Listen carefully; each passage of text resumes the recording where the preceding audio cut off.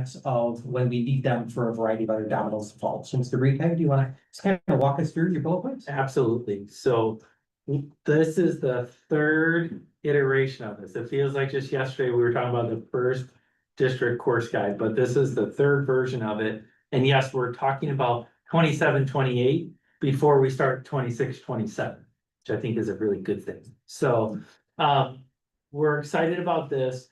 I think often about what this board mentioned early on, which was we're bringing this course guide and things are already starting in the registration. We were a few months behind on that.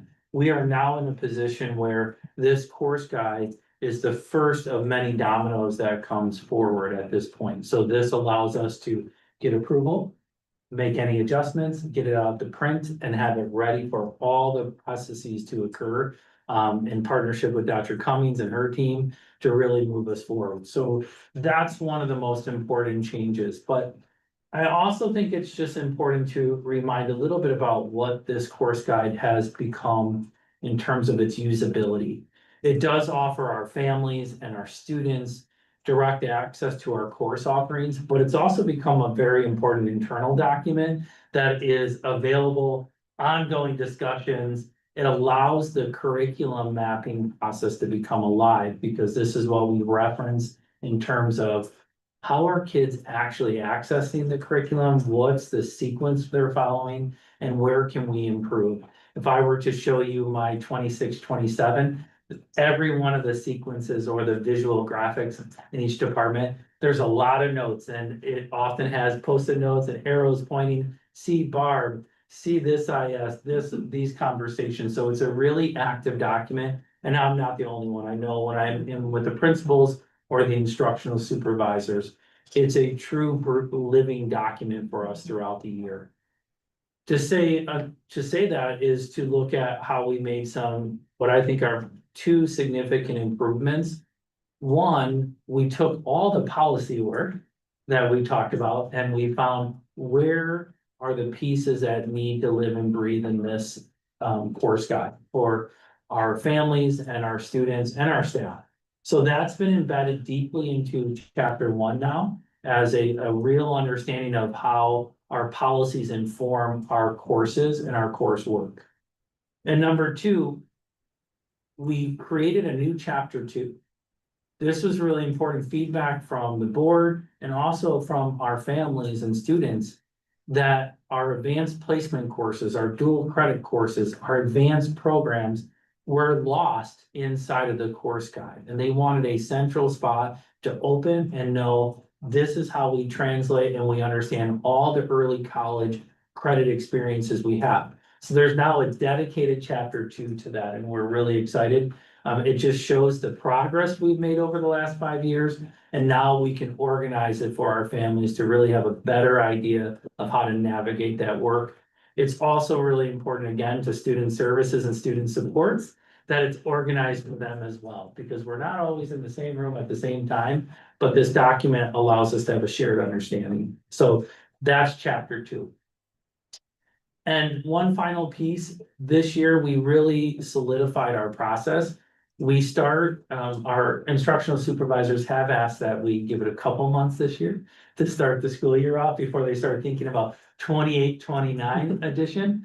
But right around the end of September, early October, we create a digital version and they already start updating and things they want to talk about. And it becomes our true point of reference through the process where you start to hear in May about new courses for the 28-29 school year. So that's a process we do digitally. And then right around February, we start meeting face to face and making our revisions before they leave for the end of the school year.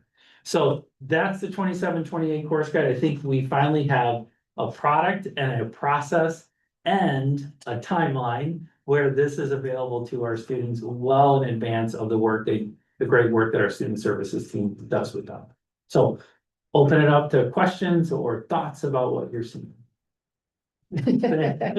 Start with Mr. Glenn. Yeah, it's wonderful. Again, you guys just have to do yourselves year after year with this, and it's as our colleague was mentioning, there's take it in perspective when we compare it, just how far ahead we are and everything. Can you remind me and remind, as we've been talking about freshmen and everything coming in, new perspectives are coming in. Remind me how feedback is collected from the communities, and is there anything there that needs to be enhanced with communications and stuff to help go down the right channel, so it's not always, oh wait, I posted a note. Yeah, absolutely. So, it's a great question. We have actually created, a process that we're going forward with this year, which is a 3-year long range, 3 to 5 year long range plan for each department. So we have set up times where we're meeting with the instructional supervisors to look at what feedback has come from students, what feedback has come from our college board, advanced placement, which comes from, Oakton as well. And we're sitting down in terms of also, what are the final pieces of alignment that we feel still need to be worked through? And instead of the Post-it notes and those conversations that it's laid out, we now feel we're in a good place where we can build long-range plan around our courses and our course sequence. So those meetings start, actually next month. Again, they asked them to start them in mid-September. But then we are meeting monthly on those so that you met Debbie Cohen, who's the head of our academy and advanced programs. She is actually leading that work in partnership with myself so that they have that plan in place by December. That allows us then to bring forward a stronger look at our instructional materials, a stronger look at how we go about ensuring our staff have the professional development and long-range curriculum mapping work that now is part of the process. We don't just say we're doing a new course. We actually have to build the curriculum plan. So good question. So the families and stuff, they go through the department heads. that- Yep, and students we really encourage students to connect with our instructional supervisors. That is one of our foremost approaches to new ideas emerging. Mhm. Thank you. And that's outlined in our teaching and learning handbook, how that all works. All the handbooks. All the handbooks, So Many of them. beautiful. Good morning. That's great, no, I've been doing, kudos, great work, thanks, what we do to help. Just continue to support this long range. It's a tortoise versus the hare kind of construct here. But each year, hopefully, you're seeing the progress we're making in teaching and learning, and we're doing it thoughtfully with a lot of feedback from our staff. And in that, I think in the end, we'll win this race and we'll be in a really strong spot. It's a long range plan for sure. Slow burn, for sure. Yes. I mean, again, sure. My colleagues thoughts, this looks great. I wonder.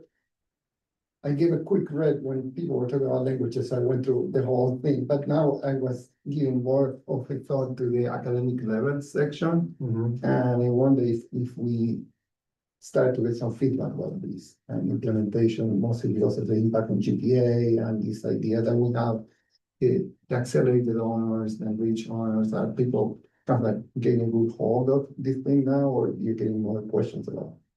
Yes, so that moves us a little bit into the curriculum mapping process. And I really feel we're in such a strong trajectory on that. As a reminder, we are really, this will be where we're moving into year 3 of the APA implementation in alignment with our curriculum mapping work. And some of the stories that we're hearing, even from our new teachers who are now, we shared this story earlier that a new teacher, I walked in and she was sitting there and I just asked her what she's doing and she had the curriculum map open and she's like, I'm in X class accelerated honors and I know the difference between this and EH and look at all this and I know what to do. And I'm like, wow, you should really thank the team. She's like, isn't this amazing? I'm like, I think the team would be so happy to hear how beneficial this is to you as a new teacher in our district. Because that's really the storyline you're asking about is what's the direct impact? It's impacting, you have a cohort of students that immediately are up to speed because the teacher's immediately up to speed. And so our course teams are doing tremendous work. We still have a ways to go. Again, it's a slow process.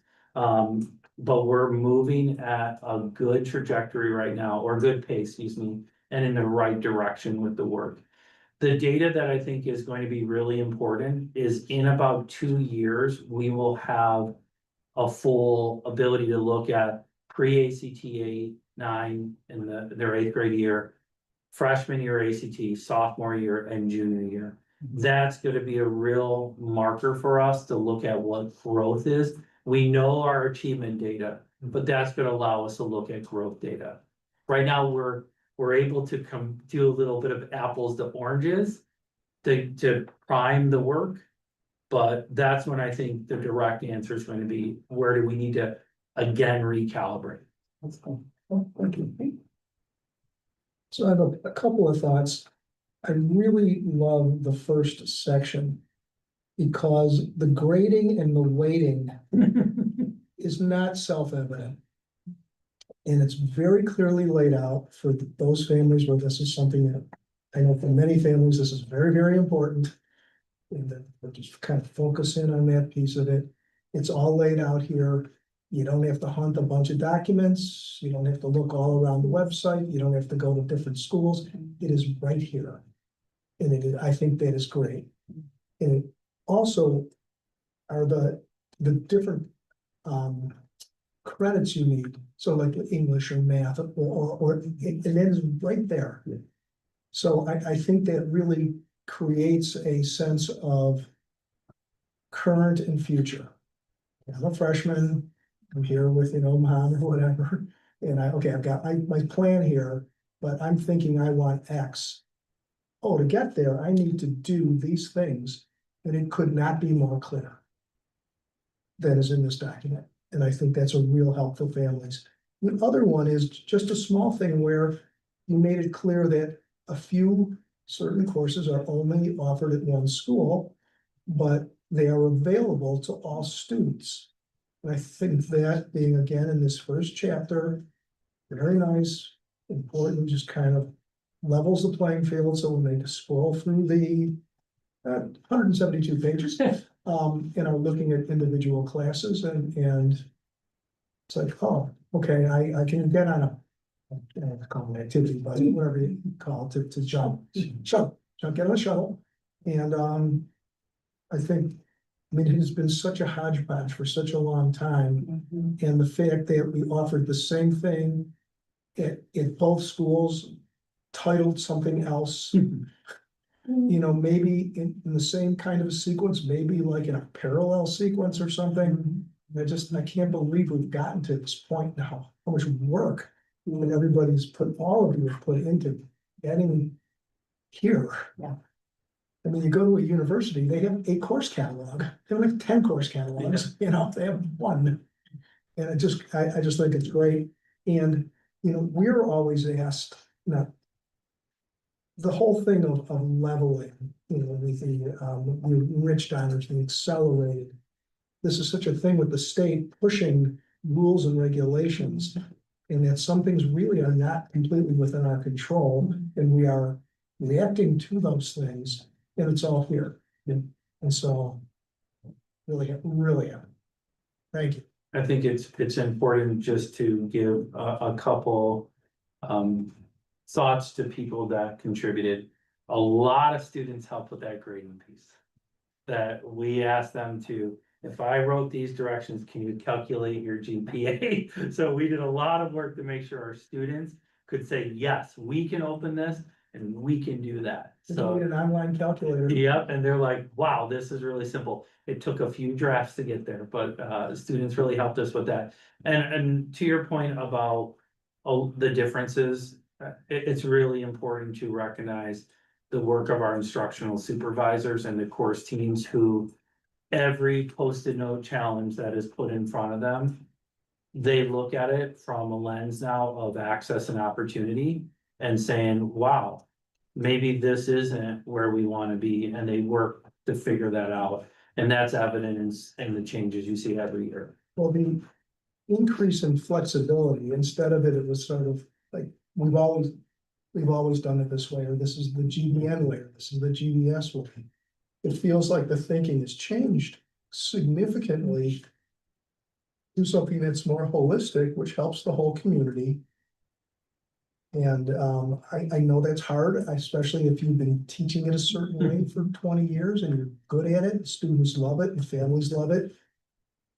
why would you only offer it in one place? Like how, because there's been such an evolution of these courses, right?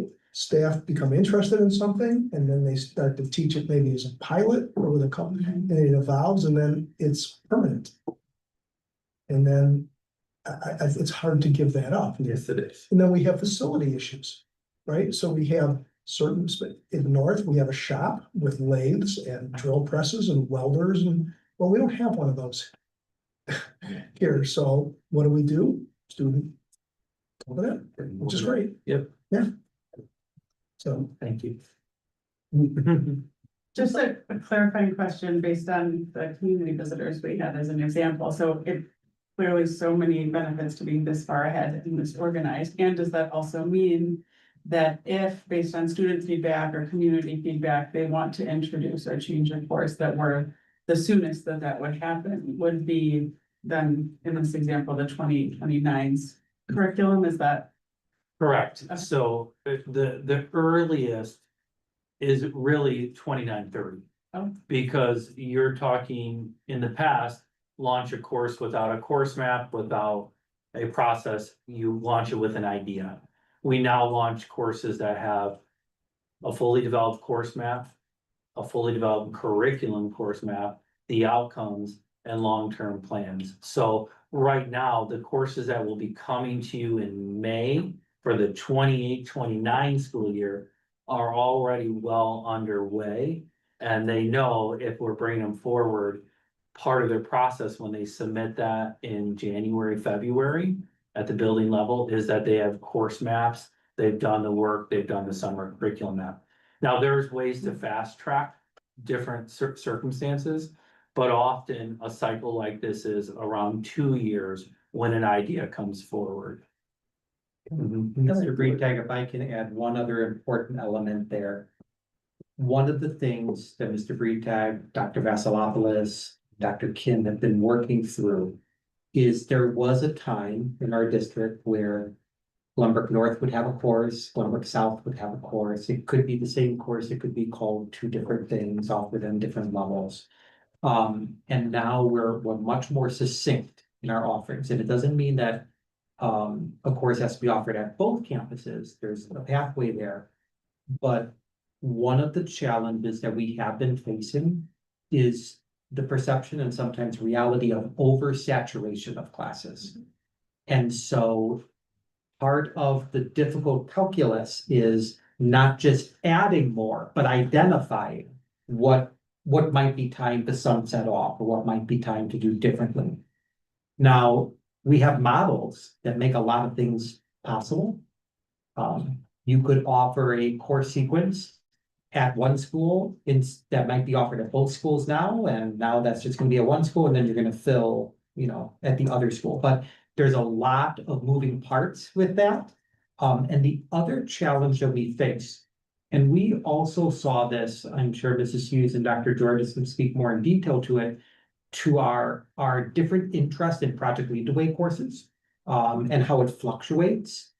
If you're going to start a new program, you have to have a plan and make sure that you're gonna have sustained student engagement in that. Otherwise, what happens in a multi-level class, or forgive me, a sequence class, is you might have, let's just say, 25 kids for your level 1. By level 2, you might be down to 15. By level 3, you might be down to 5. And so how does that stack up, making sure that students have predictability? So just some challenges that are there, and that's why it's not just a fully thought out course map and the plan, but also what's the program sequence and how does it embed it? And I think that speaks to the long range planning document that we're trying to build. So we can, where's our growth? And where do we need to perhaps collapse some of our programs a little bit that are the sustainability challenge is real. And also with the programs, it's understanding how do we actually staff these and who has the credentials so that we are positioning our students for the decisions they might make now, that we can with confidence assure that there's going to be the right staffing to be in place. Some of these programs require very specific certifications that aren't very common. Thank you. Yeah, actually, something Skip was talking about made me think about grades and, I'm gonna ask you a question you probably don't have an answer to, and I just thought of it now, so I apologize, but, I see we got the unweighted and the weighted grade point average. We could talk about why you have that or why you would need that or what the purpose of that is, but I'm not gonna get into that. I guess on a granular level, are we gonna get to a point where we have standards for grades at individual classes so that parents know what's expected of the students at the class levels? Is that, and that'd be a separate document, right? Correct. So what you're referencing is what our work is in our course mapping process. That at some point in this work, what will emerge from there are what we would call what is essential. What are the essential outcomes for this course? Those are items that families could look at, not the course map, but just a list of, hey, here are the 8 to 10 essential outcomes. This is the intent of the course. Because sometimes the course description says one thing, but what are the actual standards or the outcomes of this course that you're looking at? That is part of our work, and part of our 10-year curricular alignment vision. Yeah, that's gotta get pretty Takes, intense and there's, well, I mean, each course would be slightly different and, yes, but takes a lot that of is where you're correct. aiming. So you've got some teachers that are doing that during curriculum night. And some are, I guess your point about inconsistency. Yeah, and I would say we have greater consistency than we've ever had. We have right now, we have developed what we would call our course level maps, which lay out units and the skills inside of each one of those units. Once you have that, the next work is to start to say, okay, now that we have what you would call the aspirational look at our course maps, what's essential from that? But then it takes time. Would parents, is the goal eventually parents would see that too, or? I'm gonna go ahead and interject here. Yeah, sorry. That's great. This, Mr. O'Hara, what you're referencing is what we in our industry would call standards-based grading. Where ultimately you kind of started by referencing whether it's pass, fail, or whether it's Yeah. letter grades or what have you. There are, in full disclosure, there are high schools within Illinois that have explored and implemented standards-based grading, where instead of getting that summative assessment in a letter grade only, you're being measured on your essential standards and your progress towards those. Have you mastered them? Are you approaching mastery or what have you, depending on how you want to describe it.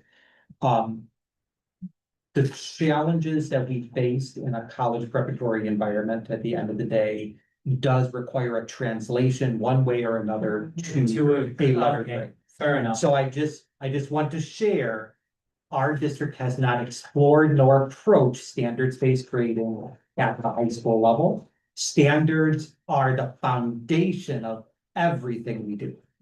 But not necessarily for direct communication or assessment purposes. Okay. Yeah, I just was thinking about it, and I don't know the terminology, a lot of stuff about grades, I just know that they bother me.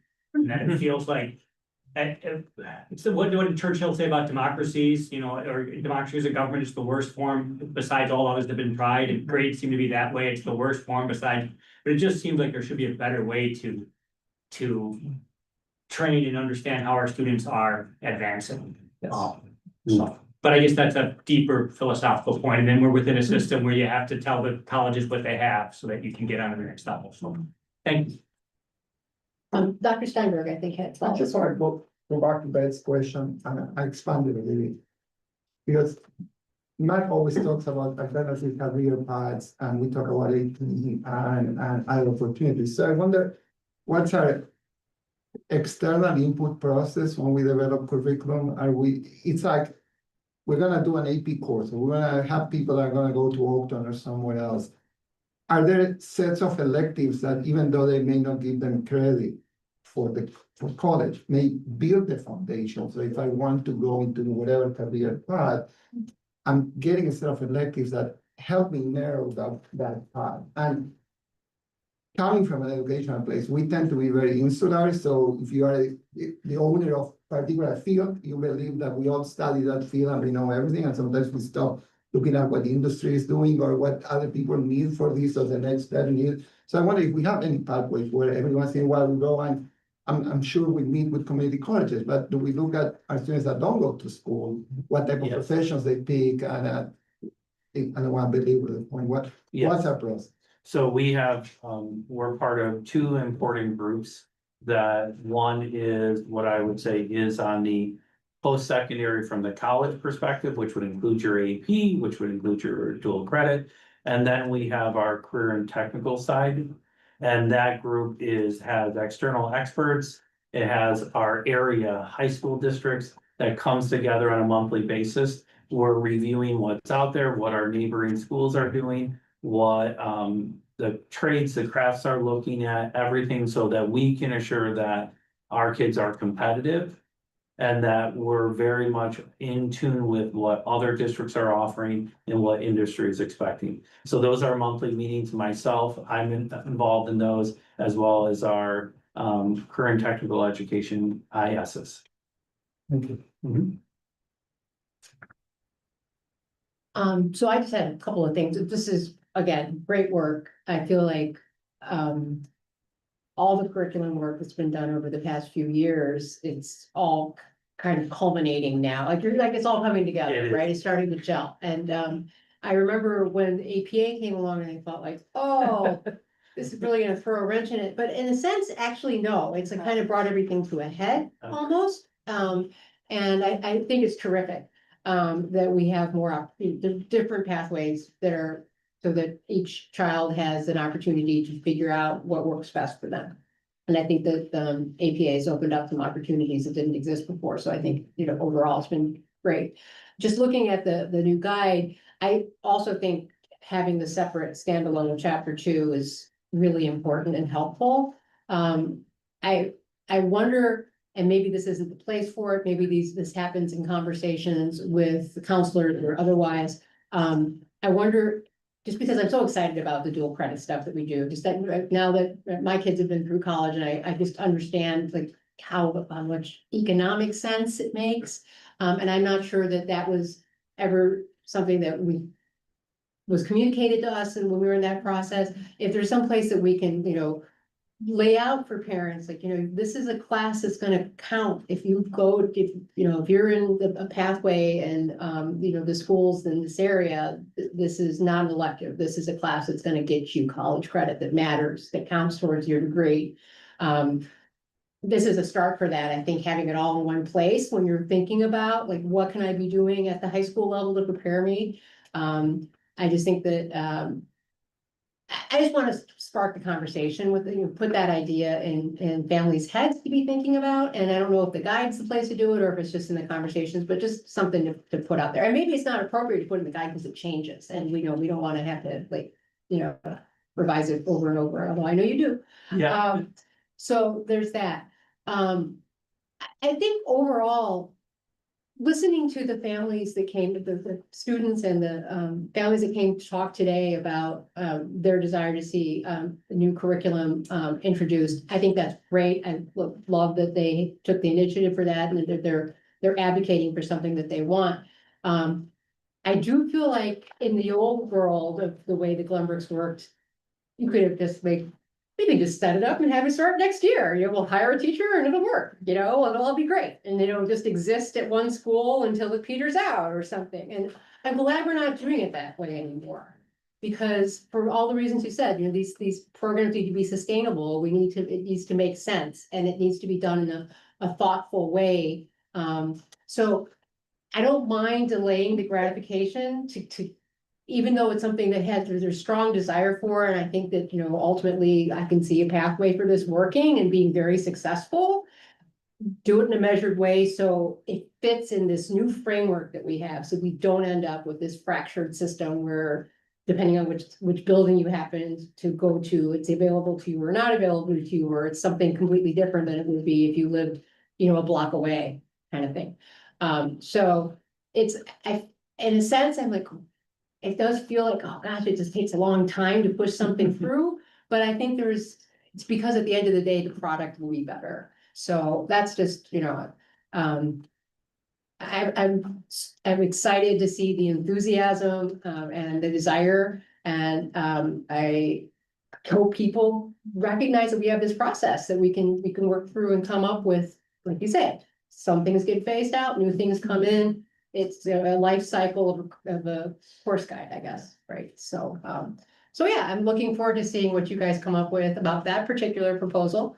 Because I think there's a lot of, desire for that, but I think we're in a really good place right now. And like you said, there's still work to be done, but you can see progress with each iteration. And I do think, when will if this guy gets approved this fall, when will it get populated for families to start? Because some people are planners, so they're gonna be people who are like, yeah, I know it's 2 years away, but I've got a kid in 8th grade. Why am I not looking at this already? So- They'd be happy to look at it. When you approve it, if you approve it at the next board meeting, let me reframe that. If you approve it at the next board meeting, it will be sent off immediately for printing, and then it will be digitized Into in schooling? schooling.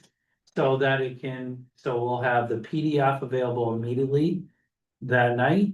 It'll start going into schoolings, and then the print version will be available. So as Mrs. Hope might remember, she asked me last year, why a month after the work's begun? We're now gonna have it ready, so the moment personalized learning planning starts, that guide is in our students' hands and in our parents' hands. So our sequence now begins from here, Excellent. Sounds great. September 19th, if all goes well. But the old guide will also still be in schoolings, because that's what's operative right now. This is gonna be not until 27. So actually, schoolings, this will function now in schoolings, because schoolings registration process is now, so that one will be archived. And we'll start the process of moving the 27, 28. So we're always operating a year in advance now. I know it feels very different for us. Right? We're- It's so exciting. But the online, there will be the version for those it's the 26, 27 school year. So people will want to look at what's the course guide say for 26, 27. But underneath that, it will say, here's the next year, similar to how our calendars function. You see this year's calendar, but you also see next year's calendar. And remind me then, when will we have a fully APA cohort of students? Next year. Next year, okay. That next year is when the law officially is in place for all students, and we are supposed to have everything set and ready to go. We obviously, as part of our rollout, we went early so that we could be revising along the way. So it will feel no different for us when we start next school year, other than I know for student services, they won't have to manage 2 different GPAs in 2 different worlds. Right, that'll be massive, right? Yeah, yeah. Okay, terrific. Any other follow-up questions? Great, thank you so much. Thank you. So that'll come back on consent then for the next, okay, excellent. All right,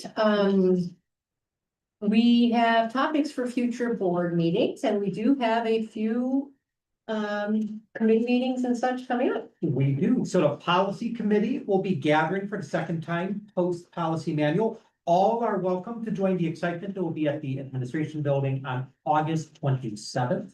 This will be our first kind of review of what they call an issue, which is a large range of policy updates. Some are just cycle updates, making sure we review them. All of them are based on press with just, I think, 2 local changes. So policy committee will review them. I will share them with the board after the policy committee, so you can review them independently. And then we will seek approval of them in September. That does keep us in line with the requirements of Press Plus, which is that subscription service you have.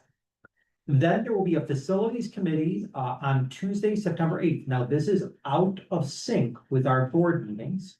But it's really important because we will be reviewing the bids for the removal of the bleachers, demolition of bleachers, and the purchase of the base bleachers. So the replacement bleachers, so everything bleachers. That will be on Tuesday, September 8th. I believe we're gathering at 5:30 p.m. And then on Monday, September 14th, which is the normal meeting cadence, we will gather at 4:00 p.m. This is for the board's self-evaluation training. That is a special meeting of the Board of Education. Cabinet members, you will not be attending until we see you later on that evening. But it's just with the board and a representative from the Illinois Association of School Boards, who will be Dr. Alana Bedard, who we had last time. And so that'll be from 4 to about 6:30, then we'll take a break and have the regular meeting at 7. And that is when you will be formally approving the bonds, the bond sales. So with a few other topics, including a summer school report and one other thing. We do death certificates too. So, Yes, so we will be talking about debt certificates Okay. as well, but those will not be issued for this, that will be the spring. Okay. Yeah. Not that. Okay, that brings us then, I'm sorry, did any board member have a topic that they would like to see raised at a future meeting? Okay, if something comes to mind, could always send an email to RJ or myself and we will get that calendar. This evening, the Board of Education will enter into a closed session to discuss sensitive matters as allowed under the Illinois Open Meetings Act. Please note that action will be taken following closed session this evening. At this time, I will entertain a motion to consider the appointment, employment, compensation, discipline, performance, or dismissal of a specific employee of the public body or legal counsel for the public body, including hearing testimony on a complaint lodged against an employee of the public body or against legal counsel for the public body to determine its validity in accordance with section 2C1 of the Open Meeting Act. So moved. Second. All in favor? I, Any opposed? Motion carries.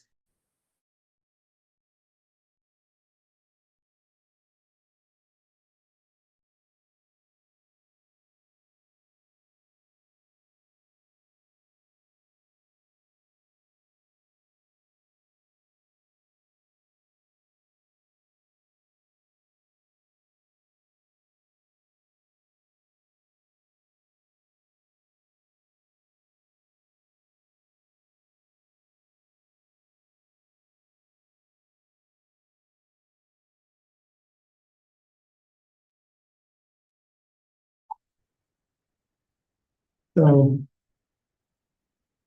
And Mrs. Mullenbeck, we are back at 8:57 p.m. Okay, we do have some action coming out of close tonight.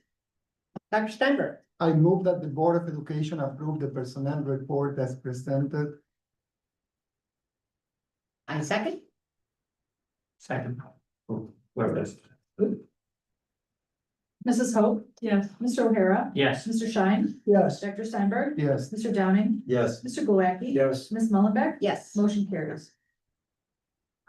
I move that the Board of Education adopt the administration's recommendation to dismiss Colton Kostopoulos effective immediately. I second. Mr. O'Hara, Yes. Mr. Schein, Yes. Dr. Steinberg, Yes, Mr. Downing, Yes. Mr. Glowacki. Yes. Mrs. Hope, Yes. Ms. Mullenbeck. Yes. Motion carries. I move that the Board of Education approve the 2026-27 Glenbrook Aquatics Employee Handbook as presented in closed session. Second. Mr. Schein, Yes. Dr. Steinberg, Yes, Mr. Downing, Yes. Mr. Glowacki. Yes. Mrs. Hope, Yes. Mr. O'Hara, Yes. Ms. Mullenbeck. Yes. Motion carries 7-0. Motion to adjourn. Second. It's on there. All in favor?